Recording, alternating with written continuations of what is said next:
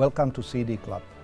Today I will have a pleasure to welcome to our program Ambassador of Ireland to Slovakia, Hilda or Riain. Welcome Hilda to show and looking forward to our farewell interview.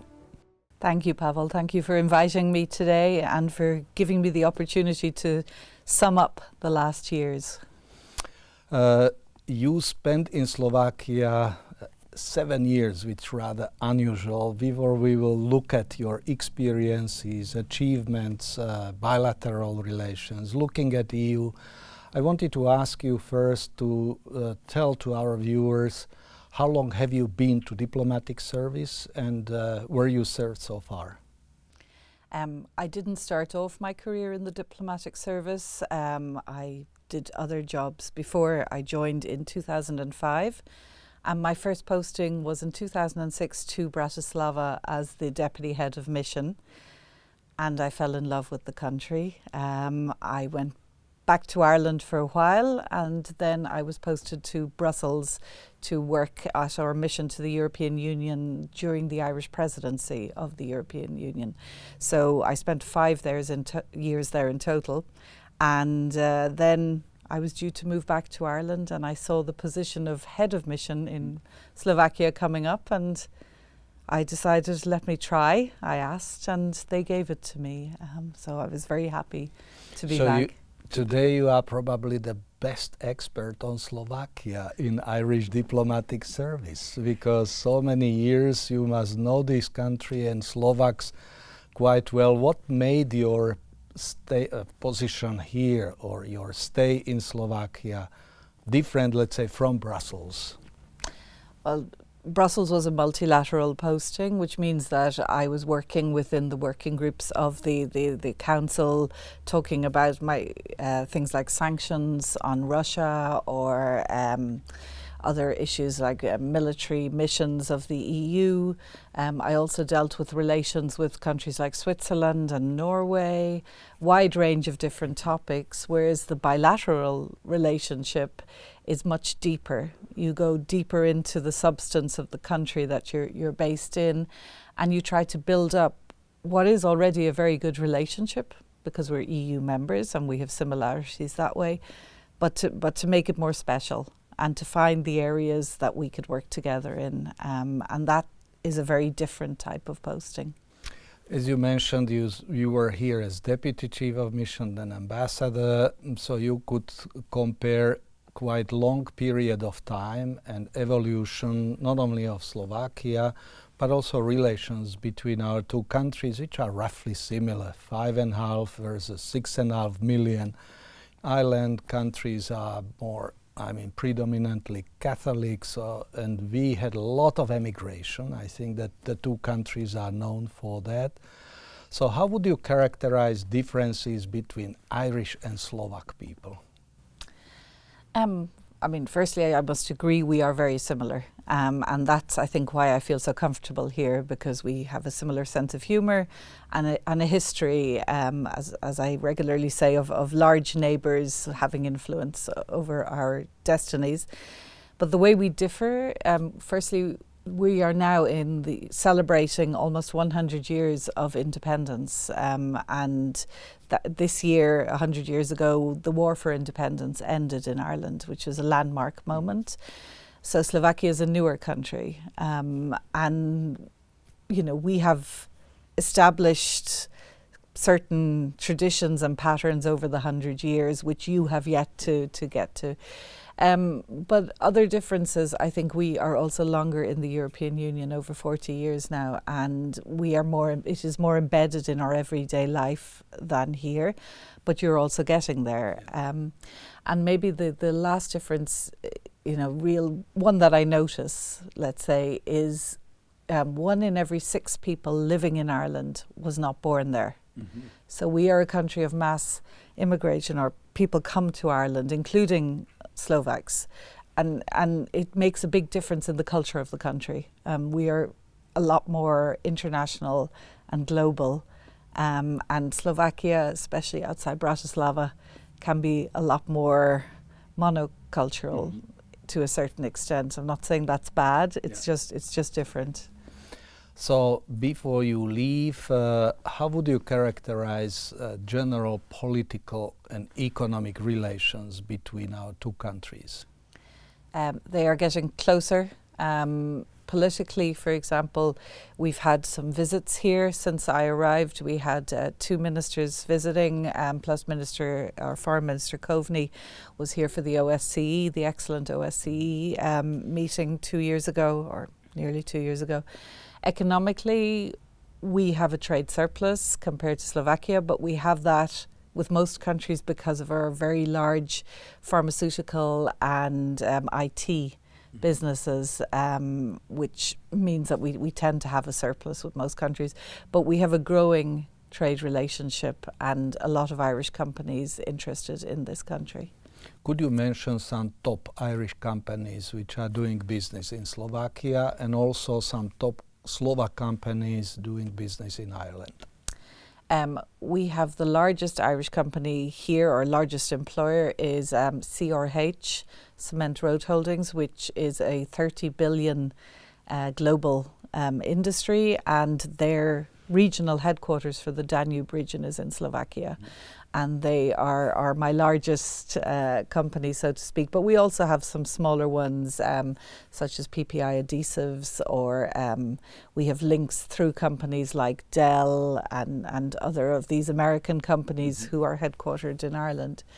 Slovak companies in Ireland tend to be smaller, and what I find interesting is that they often look at Ireland as a testing place for expansion into the US, because our economy is very much a US orientated economy, or external. It's interesting for them that way. Now, as far as education, culture and people-to-people contacts, where are we today? We have a lot of Irish students here in Slovakia, mainly studying veterinary and medicine, and that always brings a deeper understanding of the two countries. We have an Irish Studies programme here in Matej Bell University in Banska Bystrica, where the Irish government supports and funds an Irish lecturer to teach the Irish language, culture and history. We have a couple of Irish pubs, of course, in Bratislava particularly, but also across the country. There are excellent Irish dancing and Irish music groups here, which are mainly Slovaks who are interested. And vice versa, in Ireland there is a Slovak school for the children of Slovak migrants who want to continue the traditions and learn about their own country. And we have Slovak academics that work there.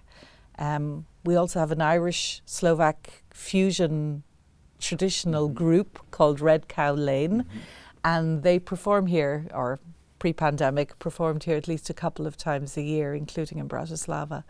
And it's a deep relationship, and it's getting deeper, thanks also to the work of Ambassador Pokojny in Dublin, who has been very, very active. How many Slovaks approximately live nowadays, work, study or live in Ireland? It's down from the peak, which was about 50,000, and we think there are around 20,000 living in Ireland. Good number. Yeah. And what are they mostly doing, these 20,000? Well, most of them, when they first came, would have started, let's say, in the service industry, or we would have, a lot of Slovaks working in hospitals and things. But as they have settled in the community, they have started working with multinational companies, which is one of our largest employers. But a wide range of everything, and including academia, including management, and so on. So it's a lot of them have decided to stay in Ireland. Some might come back, and the Irish experience is that some of our people who have gone to work, let's say in the US or UK for larger companies, often come back to head up those companies in Ireland later on, and I expect that'll happen here as well. Now, COVID pandemic hit all Europe, all world, two countries included.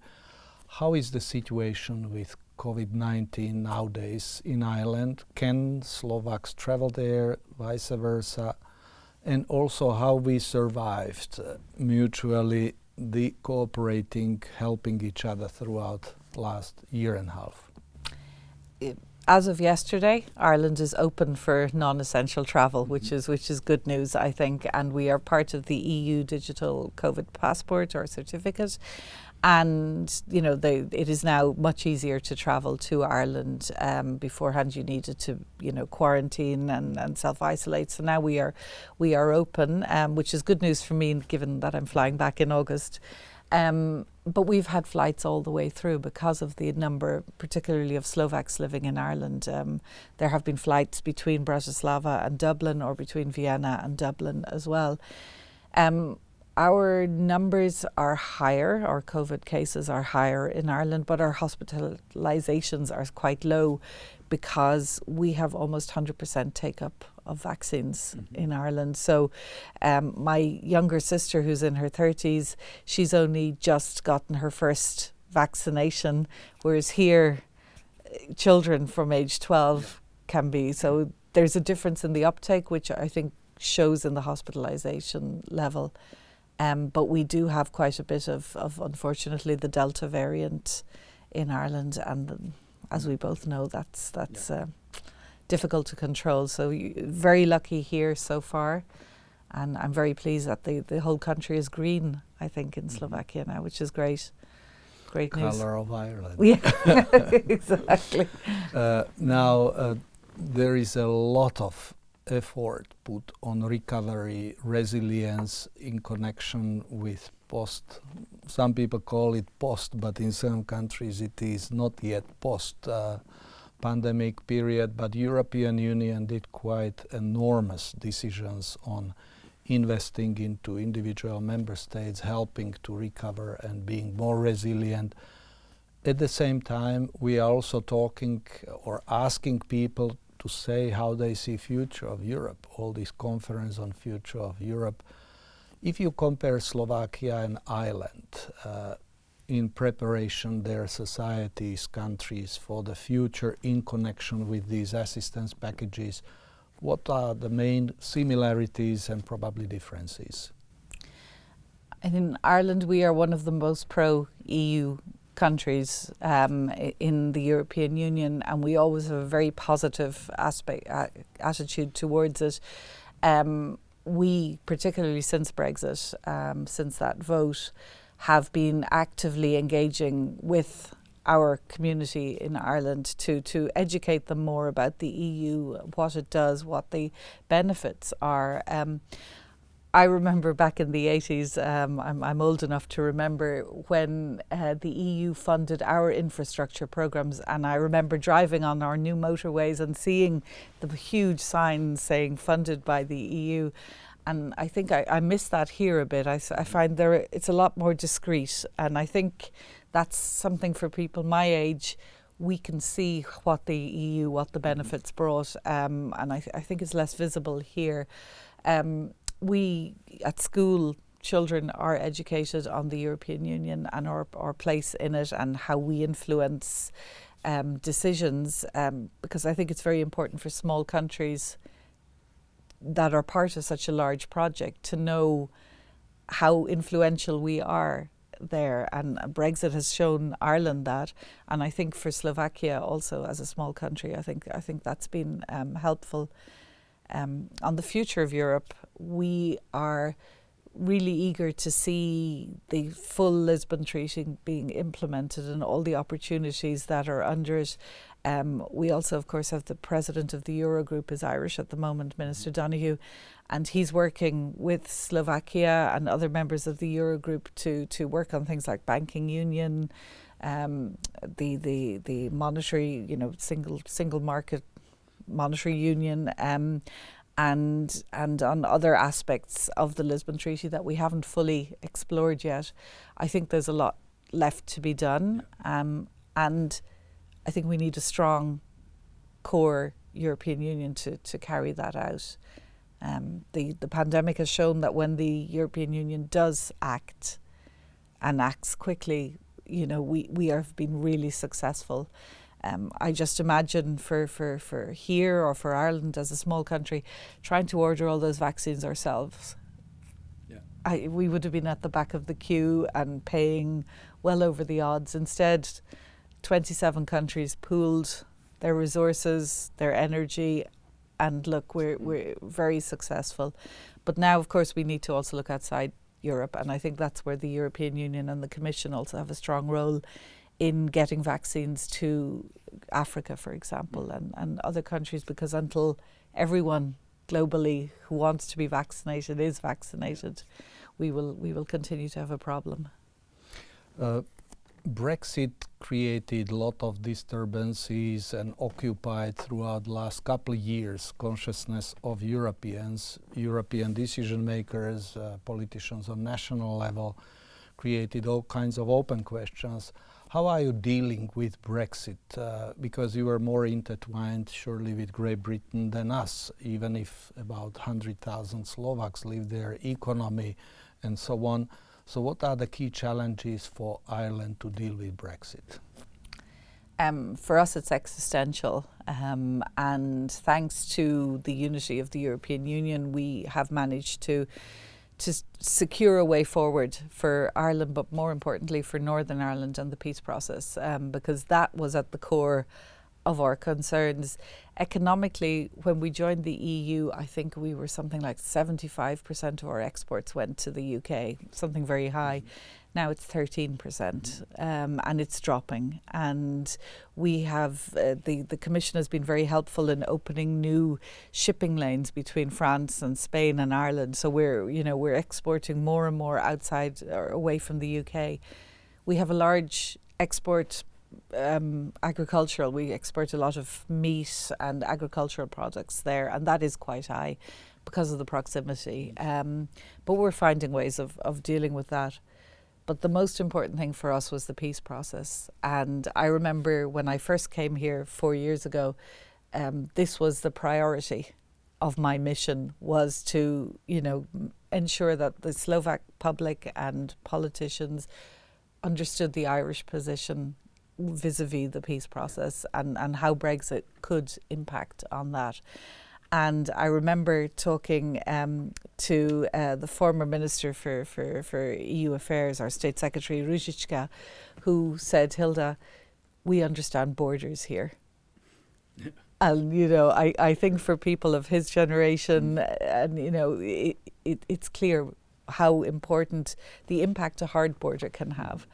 So Minister Lajčák visited Ireland, went to the border. We had a lot of interaction with all our EU partners, including Slovakia. Now it's happened. We're very sad. I mean, they were our partners in Europe, and it's not possible to replace them and their influence. I mean, that's my view. And we just have to find a way to make this work. It's had teething problems, particularly the Northern Ireland Protocol, possibly because there wasn't much time between it being agreed and suddenly having to enter into force. But we're working with the British partners, we're working with the Commission, and I think we'll find a way through this that'll allow the people of Northern Ireland to continue to have their unique place in the world, because they are, part of the island of Ireland. At the same time, they have other political ties. So, I mean, that's been, you were asking earlier, this has been one of my priorities, Now, in conclusion, let's come back to you and your family here. So you traveled extensively and you know Slovakia. Are there still some corners in our country which you didn't visit, which you wanted, and you still have it on plan when you will be coming back? I hike, I think you know that, and I have now, over the 7 years, in pieces, walked all the way from Devin Castle to beyond Trinova, Smolenica, on the Red Ridge path, but I'm missing a piece of it. So this has been left to come back to. But otherwise, southern Slovakia near the Hungarian border, I don't know it very well. And the far, far east. I've gotten as far as Bardeo and Humane, but not over to the Ukrainian border. So I think these are the challenges. It's such a beautiful country. I think if I've one piece of advice for Slovak people is to be prouder of how beautiful this country is. It's not terribly touristy here, mainly Czechs is my experience, and some Poles and Ukrainians. But what you have here to offer is incredible. I was in Kežmarok last weekend, Orava the weekend beforehand. Once you get that motorway built, it'll make it easier, but it's still a beautiful country for anyone who likes nature and history. And I'm looking forward to, when I'm in Ireland, encouraging people to travel this direction and experience it themselves. What would be your top 3 non-Bratislava location? Definitely Spiš and around there. We have some Irish nuns in Spišská Podradia, so I'm a regular visitor there. Levoča, Spišská Kapitula, Bardeo. I was there last summer, and it is so beautiful.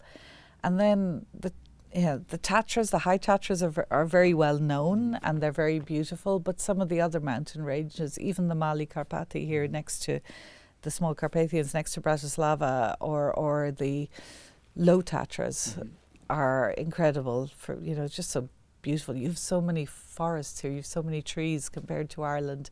And also hiking here is a lot more pleasant. In Ireland it's quite a wet job. So here I can go hiking, any time, even in the winter. And in Ireland it's a bit more challenging. How did you find your life, including cultural, social life in Bratislava? The thing I like most about Bratislava is that it's a capital city with all the cultural, food, everything, opportunities, but it's not huge. It's a manageable size. My children went to school in Petržalka, and they often took the bus on their own because I feel it's so safe here relative to other places.